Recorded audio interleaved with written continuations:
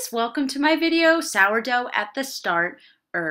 It's a pun. I apologize, but that's how things are going to be around here, unfortunately. Or fortunately, depending on your viewpoint. So, about 3 weeks ago, I started making a sourdough starter using just a cup of whole wheat flour and a half a cup of cool water, removing that half of that every day, and then feeding it a cup of flour and a half a cup of cool water. And after about 8 days, I got this, a super active starter.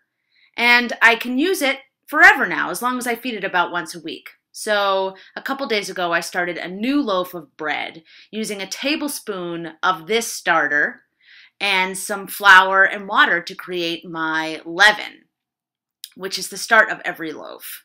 And here is the leaven right here. This is, again, just a tablespoon of starter, 75 grams of flour, and 75 grams of water. So after a night, I added the rest of the flour for the bread, 350 grams of a mixture of whole wheat and spelt flour, and 350 grams of bread flour, as well as 525 grams of water. And that's it. And then I let this sit for about 3 hours, just by itself, without folding or anything, while I was at jury duty, actually. So it's a good use of my time when I'm not around. After that, I added some water and salt to the mixture, and it looked like this about 3 hours later with the salt and water added. And then I began my folding process, which for me is one of the most fun parts of making of bread. It's super easy, and I was intimidated by it before I knew how to do it. So coming up, we've got a picture of our first fold here, 4 times around the bowl, the underneath of the dough coming up over the top.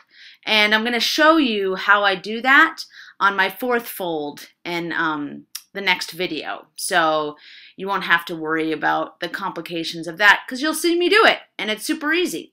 And this is a picture of the dough after the 2nd fold.